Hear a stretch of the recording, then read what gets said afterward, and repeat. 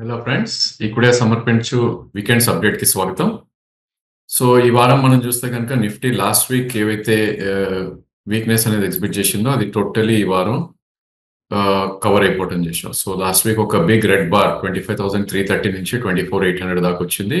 ఈ వారం మనం చూస్తే కనుక 24,750 అండ్ 25,433 ఆల్మోస్ట్ 650 పాయింట్స్ పైన క్లోజ్ అయ్యి ఒక బిగ్ ఎంగల్ఫింగ్ బార్ రావటం చూసాం. సో ఆల్మోస్ట్ లో అండ్ ఓపెన్ ఒకటే అండ్ క్లోజ్ అండ్ హై ఒకటే కాబట్టి బుల్స్ టోటల్ కంట్రోల్లో ఉన్నారన్న ఒక మనకి ఇండికేషన్ చూస్తున్నాం. సో ఇలాంటి టైంలో ప్రాబ్లీ వీక్లీ చార్ట్స్ లోకి మనం వెళ్ళి చూస్తే కనుక 25,136 దగ్గర ఒక బిగ్ సపోర్ట్ ఉంటుంది.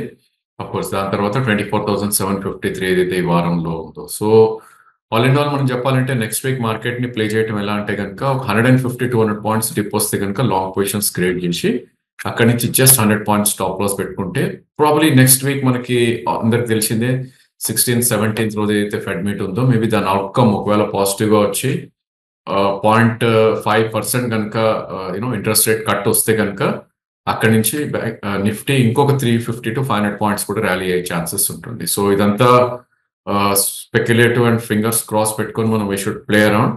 సో ఎవరికైనా ఆప్షన్స్ వీలైతే ఆప్షన్స్ ప్లే చేసే ప్రయత్నం చేయాలి, ఎందుకంటే దానిలో లిమిటెడ్ రిస్క్ ఉంటుంది. అండ్ ప్రాబ్లీ ఒకవేళ ఎవరైనా స్ట్రైట్ కొనాలి అనుకుంటే కనుక నిఫ్టీలో 100 పాయింట్స్ స్టాప్ లాస్ పెట్టి one should try to buy. So resistance Uncharted zone లో వెళ్తుంది కాబట్టి మనకు చూస్తే కనుక ప్రాబ్లీ ఆ రెసిస్టెన్స్ అప్ సైడ్ మనం చూస్తే అబౌట్ 25,600 నుంచి 25,750గా మనం చెప్పుకోవచ్చు. సో ఇక ఈ వారం మనం గెయినర్స్ లిస్ట్ లోకి వెళ్ళి చూస్తే కనుక it's not a sector are probably sector rotation అంటూ పెద్ద జరగలేదు కాబట్టి ఇండివిజువల్ స్టాక్స్ లో ఇండివిజువల్ న్యూస్ ని బట్టి ఒక మంచి గెయిన్ రావటం చూసాం. So for instance Bajaj auto చూస్తే కనుక అబౌట్ 8.37% పెరగటం చూసాం. ఎందుకంటే వారం స్టార్టింగ్ లో ప్రాబ్లీ ఆ కంపెనీ ఒక అనౌన్స్మెంట్ ఇవ్వడం జరిగింది. 3-వీలర్ స్పేస్ లో వాళ్ళు ఎలక్ట్రిక్ వెహికల్స్ ని లాంచ్ చేస్తున్నారని. సో 8% పెరగటం చూసాం. అలాగే దివీస్ మనందరికి తెలిసిన స్టాకే ఒక all time high and new zone లోకి వెళ్ళడం చేసాం. అప్పుడు 7% పెరిగింది.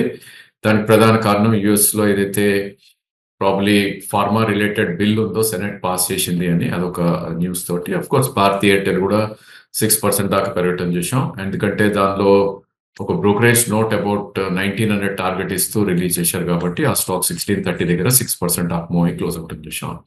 ఇక అదర్ బిగ్గర్ గెయిన్స్ లోకి మనం వెళ్ళి చూస్తే కనుక ప్రాబ్లీ ఐటీ స్పేస్ ఒక మంచి లీడ్ పర్ఫార్మెన్స్ ఇచ్చి చెప్పొచ్చు. స్టాక్స్ లైక్ ఎల్ఎన్టీ, మైంట్రీ, విప్రో లాంటివి పెరిగాయి. వాటి తర్వాత మేబీ బ్యాంకింగ్ ఫైనాన్షియల్స్ లో ఒక మంచి మూవ్ రావటం చూసాం. శ్రీరామ్ ఫైనాన్స్ కానీ, ఇండస్ఇండ్ బ్యాంక్ కానీ, బజాజ్ ట్విన్స్ కానీ, ఐసిఐసిఐ అండ్ ఎఫ్ఎంసీజీలో బ్రిటానియా, లీవర్ లాంటి స్టాక్స్ లో ఒక మంచి అప్ మూవ్ రావడం చూసాం. అండ్ ఫార్మా కొన్ని stocks apart from Divi's, Cipla లాంటి స్టాక్స్ ఇవి కొద్దిగా సన్ ఫార్మా లాంటి స్టాక్స్ అప్ మూవ్ చూసాం.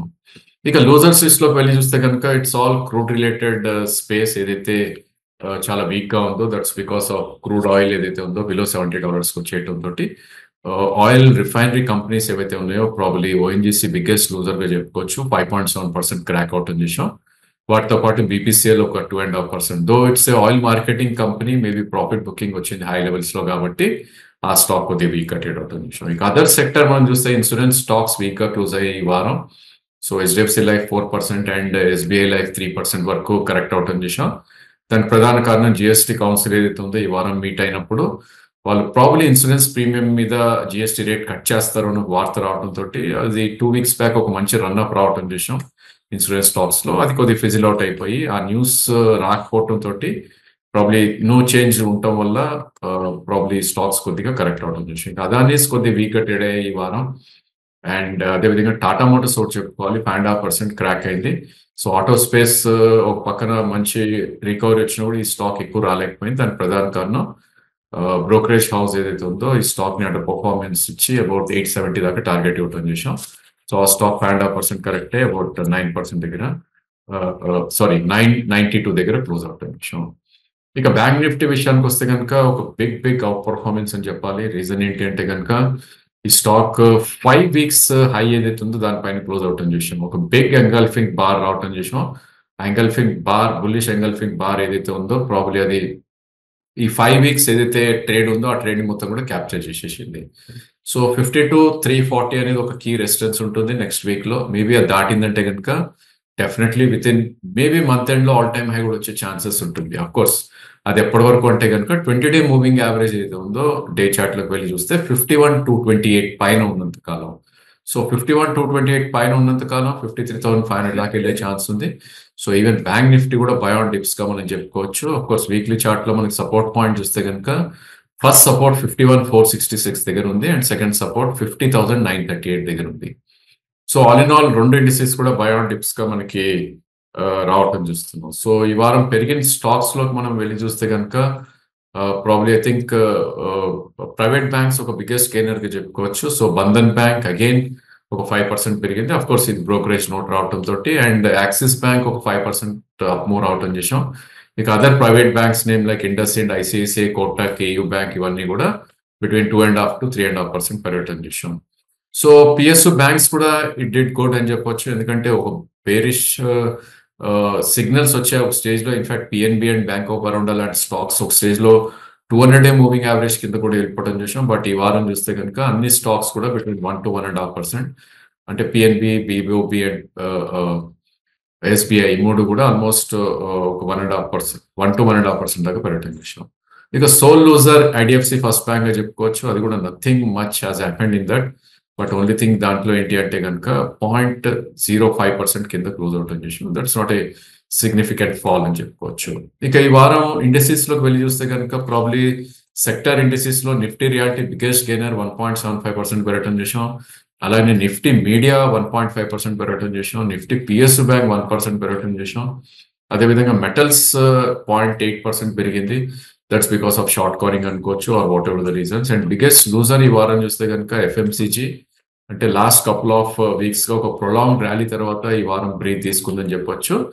అండ్ ప్రాబ్లీ లోస్ నుంచి రికవర్ అయినప్పటికీ నిఫ్టీ ఆయిల్ అండ్ గ్యాస్ కానీ, నిఫ్టీ ఎనర్జీ కానీ, నిఫ్టీ ఇన్ఫ్రా కానీ, public sector enterprises, Nifty consumption ఇవన్నీ కూడా స్వల్ప నష్టాలతో ఈ వారం క్లోజ్ అవుట్ అని చూసాం. ఇక స్టాక్స్ ఏవైతే ప్రాబ్లీ ఈ వారం బిగ్ గెయినర్స్ లో మనం చూస్తే కనుక ఐ థింక్ టీబీజెడ్ ఒక 40% పెరిగింది, పానిషియా 29%, సెంచురీ టెక్స్టైల్స్ ఒక 18% పెరగటం చేసాం, కాబరా ఎక్స్ట్రీమిస్టర్ ఒక 18% దాకా పెరగటం చేసాం. ఇక వీక్ అయిన స్టాక్స్ లోకి మనం వెళ్ళి చూస్తే కనుక ప్రాబ్లీ ఐ థింక్ కొన్ని స్టాక్స్ ఏవైతే ఉందో గ్రాన్యూల్స్ ఒకటి చెప్పుకోవాలి. Because of the FDA observation వాళ్ళ ప్లాంట్ లో ఆర్ మేబీ డాక్యుమెంట్ ఎవిడెన్స్ వాళ్ళు తీసేసారు అని వార్త రావడం తోటి ఆల్మోస్ట్ ఒక 20% క్రాక్ అయింది ఈ వారంలో. ఇంకా other names like probably PFC ఒక 8% క్రాక్ అవడం చూసాం. VST after bonus and split ఒక హ్యూజ్ సప్లై వస్తుంది కాబట్టి ఈ వారం ఒక 8% క్రాక్ అవడం చూసాం. రేమాండ్ ఒక 7% రియాక్ట్ అయింది. లాస్ట్ 2-3 వీక్స్ గా పెరిగిన స్టాక్ కూడా అది. అండ్ అదర్ నేమ్స్ లో ఏవైతే ఉంటే ఇన్సూరెన్స్ కంపెనీస్ ఇందాక అనుకున్నట్టు ఐసిఐసిఐ జనరల్ ఇన్సూరెన్స్ 7% పడుతుంది చూసాం. అండ్ యూనో ఫైనాన్స్ కంపెనీస్ ఏవైతే ఉన్నాయో ఆర్ఈసీలో 6% క్రాక్ రావటం చూసాం. అలా మిక్స్ బ్యాక్ గా మనం చెప్పుకోవచ్చు. ఇక ప్రతి వారం మనం 2 స్టాక్స్ గురించి డిస్కస్ చేస్తాం. సో ఈ రోజు మనం తీసుకున్న స్టాక్స్ చూస్తే కనుక ఇవన్నీ కూడా మనకి యూట్యూబ్ లో ఎవరైతే క్వైరీస్ పెడతారో అండ్ ప్రాబ్లీ ఎక్కువ మంది అడిగే స్టాక్స్ ని, అంటే నాట్ ఆల్ బట్ కొన్ని ఎక్కువ మంది అడిగే స్టాక్స్ ని మనం డిస్కస్ చేస్తాం కాబట్టి ఈరోజు Chennai petro and probably PVR తీసుకోవడం జరిగింది. సో చెన్నై పెట్రో మనందరికి తెలిసిన స్టాకే. అది ఒక IOC subsidiary, Indian oil corporation వాళ్ళది, రిఫైనరీ చేసే కంపెనీ ప్లస్ ప్రొడక్ట్ కూడా ఉన్నాయి ఆ కంపెనీస్ కి. సో క్రూడ్ ఫాల్ వల్ల ఈ స్టాక్ కూడా ఒక సెల్లింగ్ కి గురవటం చేసాం. అండ్ ప్రాబ్లీ స్టాక్ మార్చ్ లో 742 రూపీస్ ఉన్నది, 1275 దాకా I'm talking about March 2023. And 742 దగ్గర ఉన్న స్టాక్ ఆల్మోస్ట్ 1275 దాకా జూలై 24 లో వెళ్ళడం చేసాం. అంటే 14 months లో 740 నుంచి 1275 దాకా వెళ్తాం చేసాం. అండ్ అక్కడ నుంచి ఒక కన్సాలిడేషన్ మోడ్ లో ఉంది స్టాక్ అది. అండ్ టైమ్ వాస్ కరెక్షన్ అని చెప్పుకోవచ్చు. సో కరెంట్లీ అబౌట్ 878 దగ్గర ట్రేడ్ అవుతుంది స్టాక్. అండ్ గుడ్ థింగ్ ఏంటంటే 200-డే మూవింగ్ యావరేజ్ దానికి 866, అంటే ఇక్కడ నుంచి 12 రూపీస్ కరెక్షన్ లో ఒక గ్రేట్ సపోర్ట్ ఉంటుంది. ఇన్ఫాక్ట్ లాంగ్ టర్మ్ ప్లేయర్స్ ఎవరైతే ఉంటారో ఇక్కడ కొనే ప్రయత్నం చేస్తారు. ఒకవేళ 866 కింద కట్ అయ్యి దాని కింద క్లోజ్ అయినా కూడా ప్రాబ్లీ నెక్స్ట్ మేజర్ సపోర్ట్ దానికి 794 లో ఉంది. సో ఐ థింక్ దీన్ని మనం డిమాండ్ జోన్ గా తీసుకోవచ్చు. సో బిట్వీన్ 860 అండ్ 794 మధ్యలో ఈ స్టాక్ ని అక్యూములేట్ చేసే ప్రయత్నం చేయాలి. ఇది ఎప్పుడవుతుంది అంటే కనుక ఇన్ కేస్ క్రూడ్ ఇంకా ఫర్దర్ గా క్రాక్ వస్తే కనుక ప్రాబ్లీ స్టాక్స్ ఇంకా కరెక్ట్ అయ్యే ఛాన్స్ ఉంటుంది. ఆఫ్ కోర్స్ మనకి ట్రేడింగ్ బెట్ కింద ఆల్వేస్ చెప్తాం కాబట్టి, టెక్నికల్స్ చూసి చెప్తున్నాం కాబట్టి 842 కింద క్లోజింగ్ బేసిస్ 742 కింద క్లోజింగ్ బేసిస్ స్టాప్ లాస్ అయితే కంపల్సరీగా పెట్టుకోవాలి. అండ్ ప్రాబ్లీ ఒకసారి స్టాక్ అప్సైడ్ మూవ్ అవటం అండ్ క్రూడ్ మేబీ కొద్దిగా అప్సైడ్ మూవ్ అయినా కూడా ఈ స్టాక్ మళ్ళీ అగైన్ అప్పర్ టార్గెట్స్ లోకి మనం వెళ్ళి చూస్తే కనుక మేబీ అరౌండ్ 998 నుంచి ప్రాబ్లీ 1065 దాకా అప్సైడ్ వెళ్ళే ఛాన్స్ ఉంది. సో ఈ స్టాక్ ని బై డిప్స్ గా మనం యూజ్ చేసుకోవచ్చు. ఇక సెకండ్ స్టాక్ మనం చూస్తే కనుక ఈ స్టాక్ టోటలీ డౌన్ ట్రెండ్ లో ఉన్న స్టాక్, ఎఫ్ఎండో లో ఉన్న స్టాక్ అగైన్. సో పీవీఆర్ గురించి మనం మాట్లాడుతున్నాం. సో ఈ స్టాక్ లో మనం చార్ట్స్ లోకి వెళ్ళి చూస్తే కనుక లాంగ్ టర్మ్ బేరిష్ ట్రెండ్ లో ఉంది స్టాక్ ఇది. బట్ ఓన్లీ బ్లెస్సింగ్ డిస్గైజ్ ఏంటి అంటే కనుక వర్స్ట్ అయిపోయింది అన్న ఒక ఫీల్ ఇస్తుంది చార్ట్స్ లో.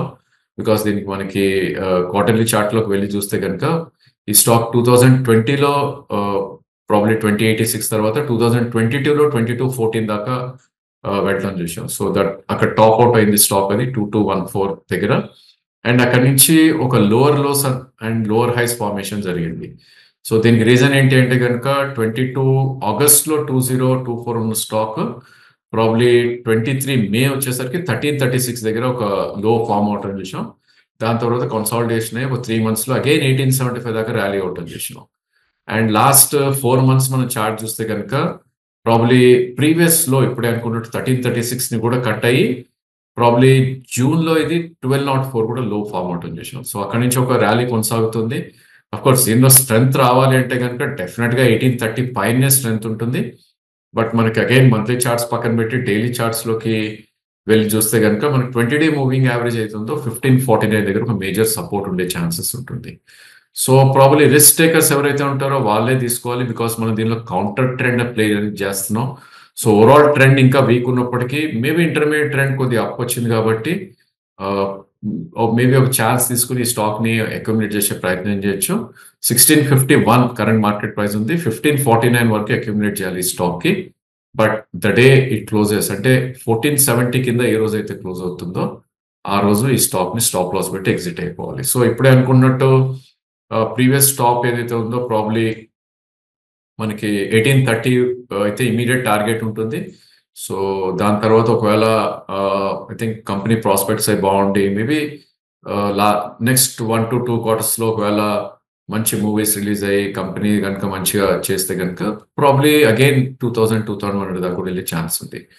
సో ఈ స్టేజ్ లో రిస్క్ టు రివార్డ్ అనేది అంత ఫేవరబుల్ గా లేదు. ఒకవేళ 100 రూపీస్ డిప్ వస్తే కనుక అక్కడ కొంటే ఆల్మోస్ట్ 1:3 రిస్క్ రివార్డ్ ఉంటుంది. ఐ థింక్ అది కొద్దిగా ప్రాబ్లీ వాచ్ చేస్తూ డిప్స్ లో కొంటే ఇట్స్ ఎ గుడ్ ఐడియా అని మా ఉద్దేశం.